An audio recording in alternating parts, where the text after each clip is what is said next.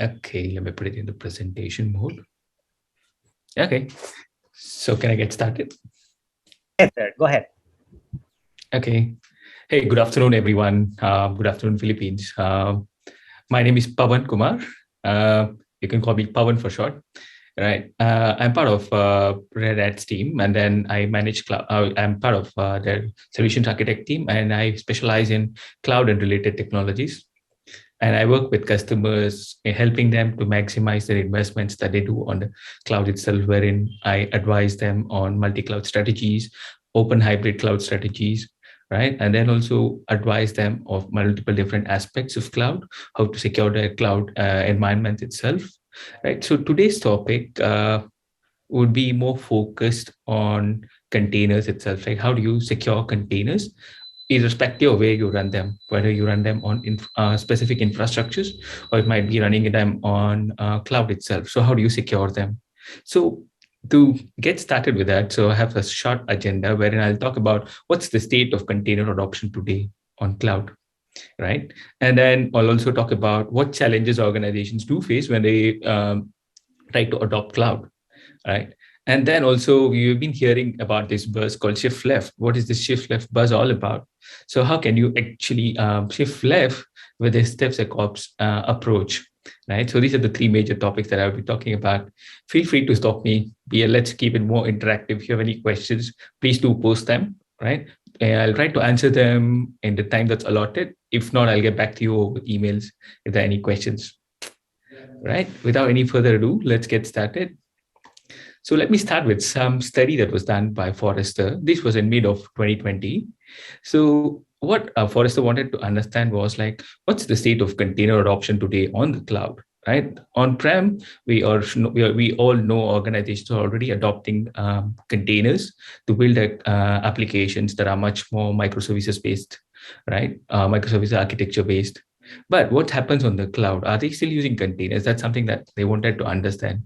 According to that study, 62% of the respondents did confirm that most of the workloads that they run on cloud, right, are actually run on containers. Like applications are running on containers, and then they are actually ported onto the cloud itself.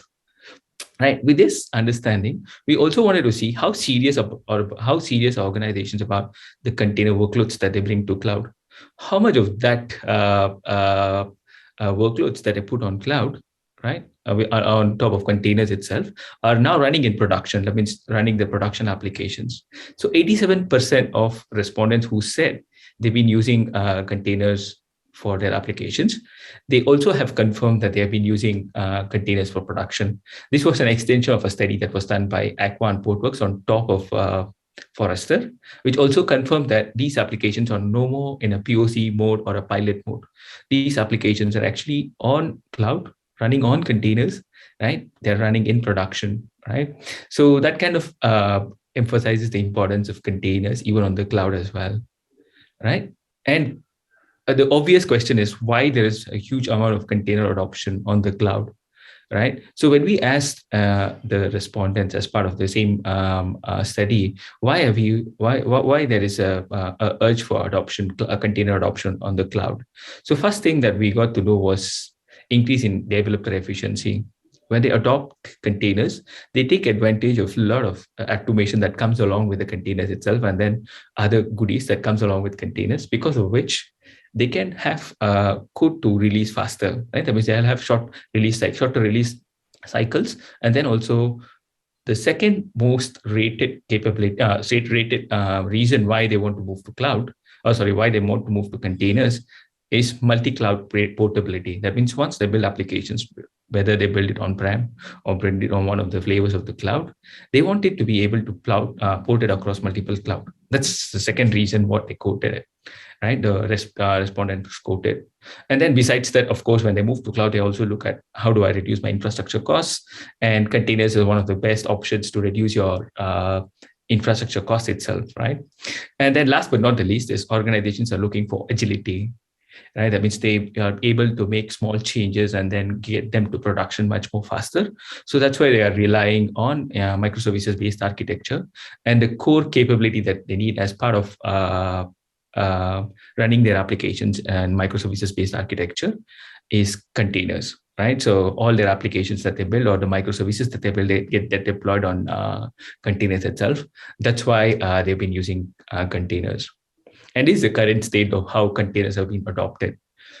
And the Forrester also did a study in terms of how will this adoption go forward, right? And then most business leaders also, as part of the research, we found out that they are also prioritizing newer applications that are going to be built on top of containers. That means there are much more container native applications they're building so that they can take advantage of all those 3 or 4 benefits they are looking for, especially around portability to across multiple cloud, right? And there was this another research that was done by Portworx and Aqua, who specialize in container native security. So that found out that there are certain set of challenges that organizations have, right, in terms of adopting containers itself to production applications or running applications in production. So when they were asked, when the respondents or the people who took the survey, they were asked, what are the challenges that you face, right, when you run applications in production on top of containers? What sort of challenges do you have? The top one challenge that they all voted for was security. That's one of the biggest challenge that they have had, right? And then followed by data management, and then security across cloud. So this was one of the major challenge. Security has been the major challenge for them, right? So this was actually once again confirmed by another survey that was done by Cloud Native Computing Foundation, right, which also prioritize security as the top 2 priority for most organizations who adopt containers itself, right? So with all this with all this understanding, that means containers are important. They provide you a lot of benefits when you run them in production. But the biggest challenge that you come across, or the roadblock that you hit, is how do you make sure the containers are secure, right? So before I move on with the details of how do you secure containers, for those who are much more new to containers, I'll just give you a short brief of what a container is, right? According to Docker, a container is a standard unit of software which allows you to package all your code and its dependencies, and so that the application can run quickly and reliably, irrespective of which computing environment you run them on, right? So as a small reference on the left-hand side here, right, what we have is containers allows your developers on the left-hand side to package all their applications dependencies into a container and hand it over to the operations team to manage the containers itself. Just like how containers have improved shipping industry, containers also are improving organizations, IT organizations who rely on software packaging and then deployment for consumer interaction, right? So that's the whole premise of what container is. And when we talk about containers, one thing that always comes across is Kubernetes, right? So for those who are new to Kubernetes or container orchestration, if you just want to run containers in production at scale, you need an orchestrator, and that's Kubernetes. And this Kubernetes provides you capabilities around scaling, load balancing, deployment, configuration, storage, and all other cross-cutting concerns when you want to run Kubernetes containers at scale. Right, so these are the two topics that I just wanted to touch upon, so that I can give you a background of what containers and Kubernetes are. Right. So now, going back to our topic on securing containers, why are we so worried about securing containers? Have we seen any threats, or can we foresee any threats for running containers in production? There have been multiple instances of containers being the victims of multiple attacks cyber attacks that's been done on them, right? To start with, there is container malware that is quite popular these days. Right? One of the instances of that container malware is Kinsing malware. What it allows hackers to do is to get access to one of the containers, right, that is running inside your Kubernetes cluster, right, and then move laterally and gain access to multiple different pods, thereby gaining access to your underlying infrastructure, right? And this Kingston malware gets into your ecosystem or cluster container ecosystem via a vulnerable image. That means an image that was actually forged by some hacker, right? And that's how it gets into one of your containers. For example, you want to create a Linux container, right? Linux database containers, right, running on top of your Kubernetes cluster. One of the you might pull out that image of a database from one of the untrusted data source, Then in that case, if you build an image container from that image, you might end up a victim of this stinching malware. And what this malware does is gets access to your infrastructure, and then that infrastructure access will be used to mine cryptos, right? This is one of the malware that's quite popular these days, and there have been a lot of organizations who've been a victim of this malware as well, right? And the second well-known threat is cryptojacking, right? This is once again an extension of container malware. It can take a form of a malware, or it can take a form of any other hacking approach, wherein the hacker's intent is to get access to your infrastructure, right? Underlying infrastructure, especially if you're running it on public cloud, so that they have access to infinite resources, right? So that's where that's another threat that usually containers will have. And the another important one that we usually talk about is this dirty cow container exploit, right? This is a race condition that exists in multiple different distributions of Linux, which was be exploited by the hackers. What it allows them to do is get access to one of the pods or container which is running your application, and get root access to that specific container itself. Once they have root access to that specific container, they can run multiple different commands and move laterally, and then gain access to multiple different aspects of your application itself, and then expose your application to multiple different other threats, right? So the dirty cow container exploit is another major well-known exploit. And last but not the least is escape vulnerability. This is one of the dangerous kind of an attack threat that organizations were worried about, wherein there was an option in Docker itself, right? That means Docker runtime, if you're using Docker runtime as a container runtime, right? There was an exploit that was available, which was used by hackers to gain root access to the host operating system, right? Earlier, when we talked about dirty cow container exploit, we were talking about just a root access to the container, right? But when we talk about escape vulnerability, we are talking about root access to the host that's running your Kubernetes cluster, right? That's even more dangerous, right? It's not just that it'll be used for other malicious activities, but also will be used against your own organization. So these are quite common, well-known threats that containers can have, right? And there are quite a vast number of threats that containers can have, but we have picked up few in the interest of time, right? And when we look at what are the vulnerabilities, what are the things that cause these kind of threats, right? What are the components that we need to be looking into, right? Especially 30% of more major threats are posed by something called container images. These container images, just like VM images, are the ones used to create your containers, and they can come from multiple different sources. You might download this container image from untrusted registry or a repository, and you can use them. Nobody stops you from doing so, right? But this can be a source of all the threats, right? That means, as earlier I talked about malwares, multiple different malwares. All these malwares are baked into this image. When you run containers with this image, right, you actually are inviting threats, right? And second one is more to do with container root account. If you look at most of the images that you get, even the trusted root images that you get, they come with blank root passwords. For example, an Alpine distribution, that's an official distribution of Alpine, right, comes with a root access to the Linux operating system. And it was done with an intention. It's not a bug in Alpine, or it's not that Alpine's team is not aware about it, but it's just that when you run these images with specific configurations on the container or a Kubernetes cluster, it can be used as an exploit to get root access to one of your hosts, right? Sorry, to containers itself, or root access to the containers itself. And access control is the third one, right? So access control is one of the vulnerabilities which has been majorly used. For example, Kubernetes is one of the complex things to tame.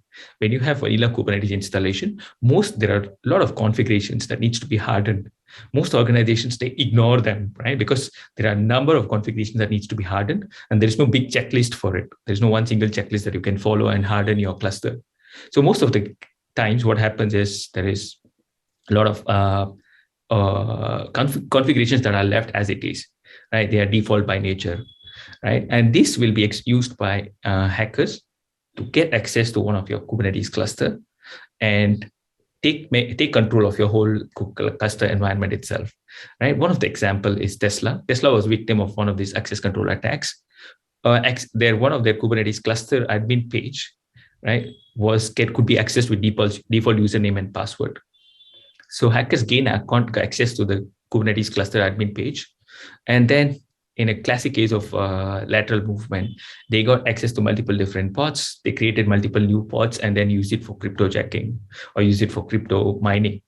And we also, as part of the news, we also read that the hackers were so smart that they had put measures in place so that a lot of multiple different clusters couldn't even be recovered by Tesla themselves, and they had to let go of it, right? So this is one of major attacks that usually organizations are worried about. Likewise, privilege escalation is one thing that I talked about earlier also, wherein once I get an access to specific container, I might escalate my privilege. I might run root level commands using the privilege escalation hack that is available in multiple different flavors of Linux itself, right? And one thing that's much more important today is container network. If you look at how containers work in a Kubernetes ecosystem, they have this overlay network using which these containers talk to each other. And this network also provides a gateway for containers to talk to internet. That means any application that is exposed to internet will be routed through this overlay network that's run on top of Kubernetes, right? If it is not secure enough, customers can use this against the organization and then pose attacks like DDoS, denial of service attacks, right? And then multiple different SQL injection attacks, right? So it is quite important to make sure that these container networks are also secure. And last but not the least is container configurations. As I talked about earlier, Kubernetes is one such a mammoth which needs to be configured, right? Heavily configured. And there is a lot of default configurations that are available for Kubernetes.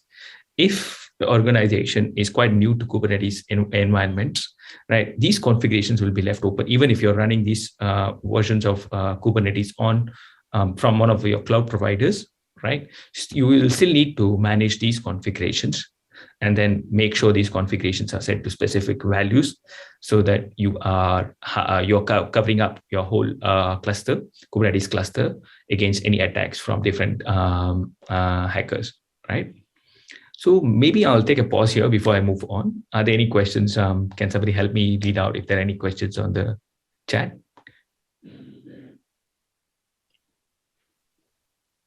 Okay, I'll take that as a no, right? So if you look at the 4 C's of cloud native security, this is by Cloud Native Computing Foundation. They have laid out this 4 C's of cloud native security. This was an answer to most organizations asking us, where do I get started to secure my containers? How do I get started with it, right? So to simplify that, CNCF provided this 4 C's of container native security or cloud native security. It says start with your code first, right? Secure your code, and then the containers, right? And then the cluster that's running your containers. That could be your Kubernetes cluster or maybe any other flavors of container orchestrators that you'll be using. You need to secure them. And then onto your cloud infrastructure itself or infrastructure that's running your cluster itself. So there's a layered approach, right, for your container security. But today what we'll be talking about is mostly how do you secure your containers and the clusters itself, because covering all these topics in 45 minutes would be quite an impossible task, yeah, right?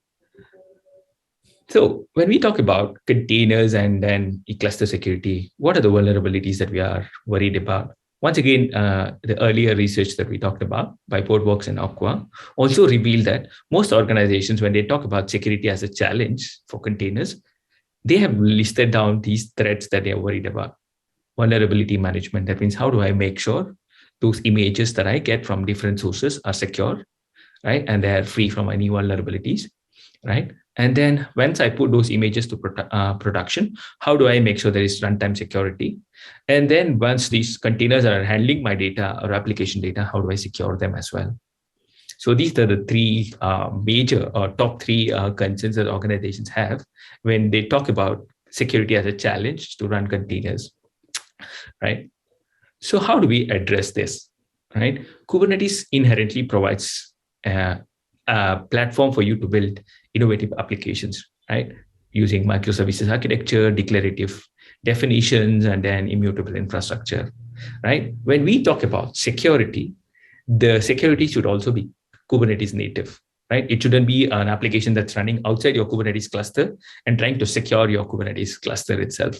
So it should be Kubernetes native in nature, right? It should be another workload that runs on your Kubernetes. And then it should be able to secure every aspect of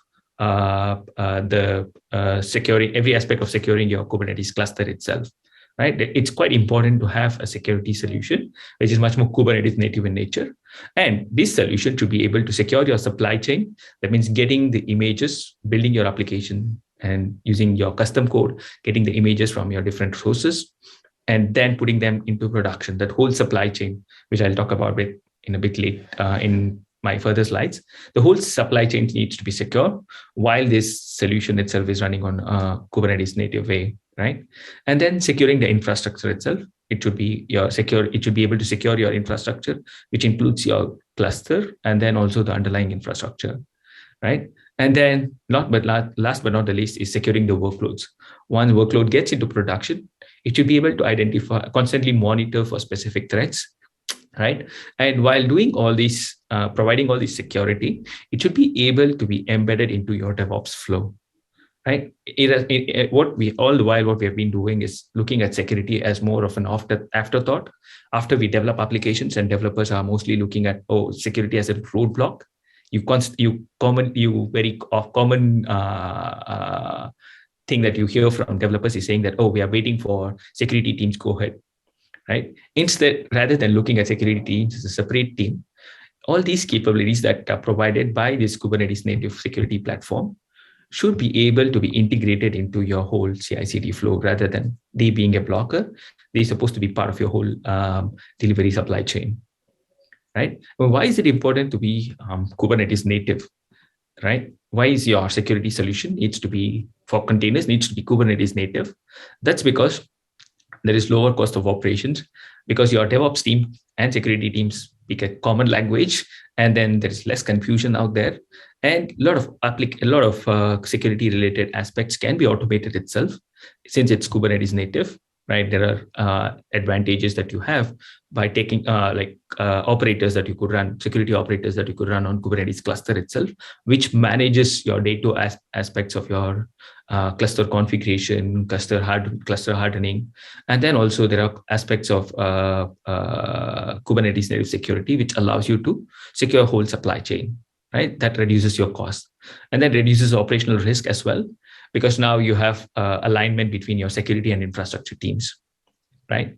And last but not the least, the intent always has been to have a faster release time, right? That means I should be able to get my code to production as early as possible.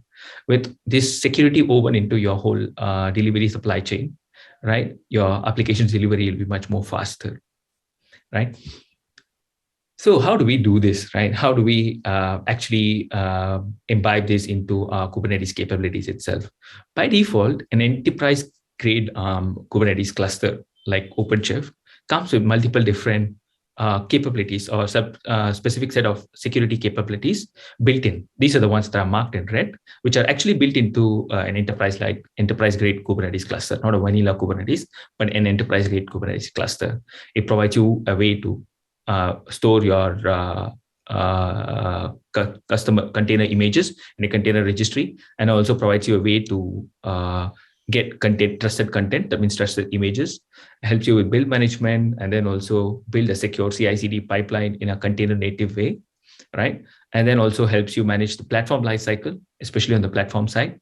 And then identity and access management provides you a way to have an identity and access and role-based access to specific aspects of your Kubernetes cluster, platform data, and policy management. Last but not the least, it also provides you capabilities for container isolation, network isolation, and observability. These are the inherent capabilities of any enterprise-grade Kubernetes clusters. But on top of it, what other capabilities that you need to secure your containers? How do I build a vulnerability analysis? That means if there's a new image that's downloaded into my container registry, how do I make sure it's not vulnerable, right? How do I make sure it's secure, right? And if somebody is building an application and there are a lot of configurations that are exposed out, how do I make sure these configuration analysis can be done, right? And then also, last but not the least, is around how do I have APIs to integrate all these analysis reports into my CI/CD pipeline, so that if there is something suspicious as part of my analysis, I can stop the build from going on, right? Likewise, secure on the platform security, what set of capabilities that you need is image assurance and policy admission, right? So what sort of policies that I can put in place so that I can have check and balances before I promote anything to production, right? So that I can have policies in place. And compliance assessment, especially in regulated markets or regulated industries, it's quite important to make sure any platform that's running your application comply to specific regulations, right? So how do I make sure I can take out reports on specific compliances that I have so that I can answer my auditors, right? That should be something that as a capability, which is not provided by Kubernetes, that needs to be augmented on top of Kubernetes. And then you might have multiple different threats. How do you profile them? How do you prioritize them, right? How do you prioritize them? That becomes a challenge. So that's another capability around prioritizing a specific threats based on the impact that they could cause, right? Is another capability that needs to be augmented on top, right? And then once you put applications to production, when they are running in production, you should be able to monitor specific behaviors to identify anything that's more unexpected behaviors, right? You should be able to monitor for that, right? And then also any policy configuration should be auto suggest. That's an option that needs to be in place, which needs to be augmented. And last but not the least is looking for specific patterns of threats and then being able to detect and then raise a ticket and then respond accordingly. So these are the capabilities which is not built into the underlying Kubernetes cluster itself, which needs to be augmented on top. With all these capabilities in, you can actually realize the dream of this DevSecOps, where integrating your security along with your DevOps flow. Yeah. So if we talk about securing CI/CD pipeline, what are we talking about, right? That means you will have a trusted repository from where you we pull out images for building containers. You have a private registry itself that is managed by the organization, from which you actually can pull images, and then that can be scanned for specific vulnerabilities, and that can be integrated with the code that your developers run, which can be tested in an automated fashion. And there will be a code quality test that could be run using tools that are provided by Nexus, solutions like Nexus or a few other code quality testing, SonarQube, right? Which can allow you to do a static and dynamic code analysis. Once that is done, you can do a security scanning of the images itself that is built by combining your base image and then the code. There will be security scan that could be done by a specific set of tools. And then the integration testing and then the quality, QA that you would do inside the organization, that goes for an approval. It can be a manual approval or it can be an automated approval. Once we have approval, it gets promoted to production. This is something that we call it as a secure supply chain. But if you want to automate this whole process from code to production, you need multiple different capabilities. And then you also need tools that can actually allow you to securely scan your images that you're building, and then also take care of multiple different other aspects of security while the applications are running in production, right? So all of this well integrated, right, and then an automated will form your secure supply chain, right?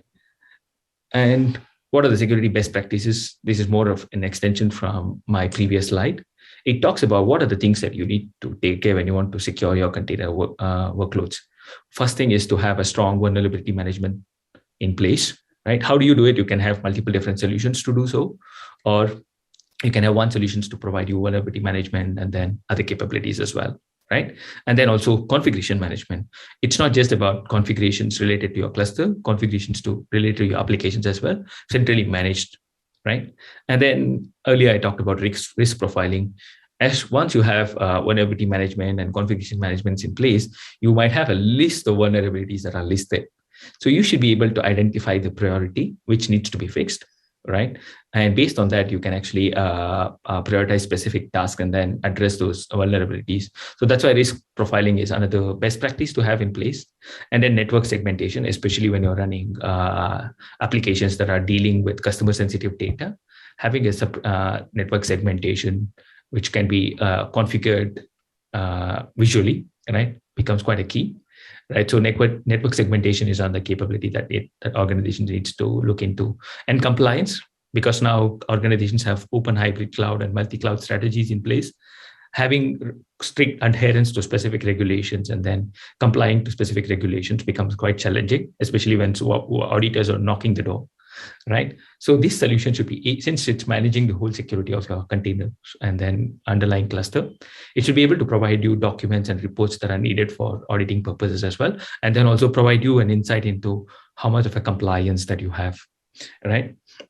And then detection and response. That's another thing. That means once you put applications into production, you should be able to identify specific patterns and then specific threats. And then it will be able to automatically respond to it. If it cannot respond, at least it should be able to provide you, provide you some insights or integrate with your service management tools or incident management tools, so that somebody else could handle those threats that has been detected, right? So where does Red Hat come in?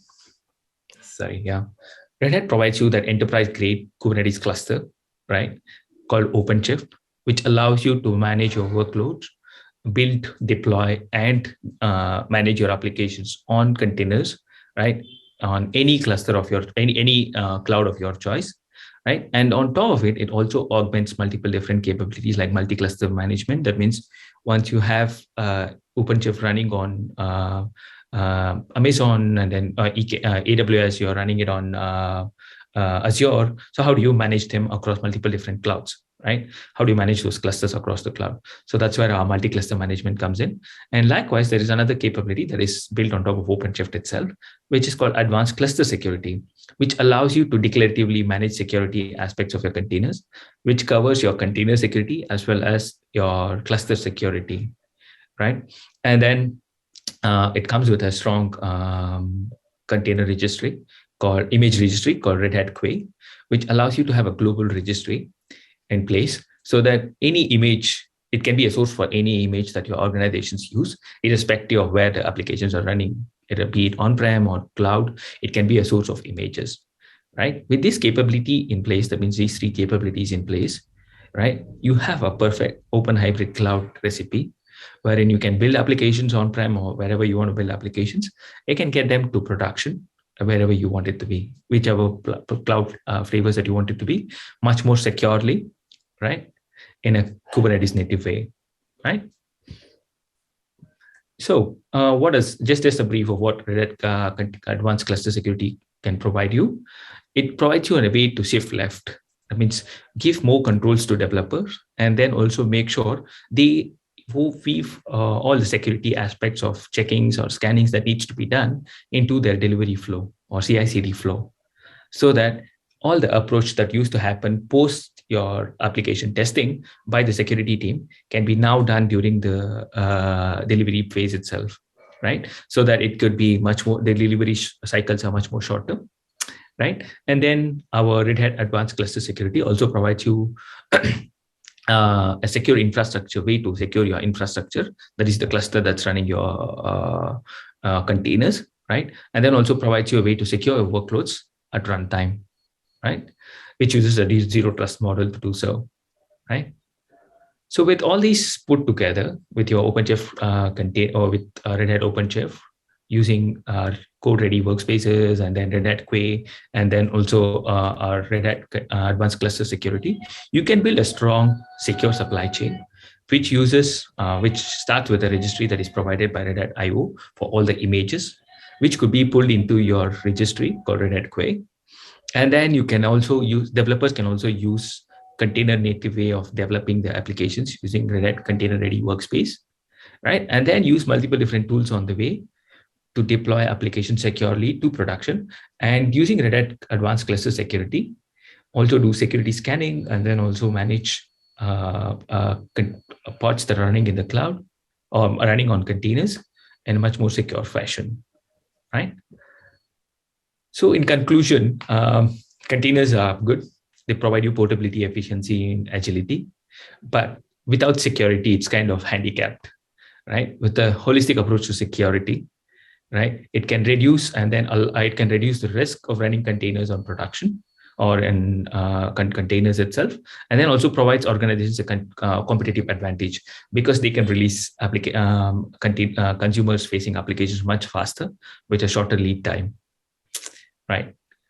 So with this, I will pass it back to the VST team, right? If there are any questions, I would be happy to take it.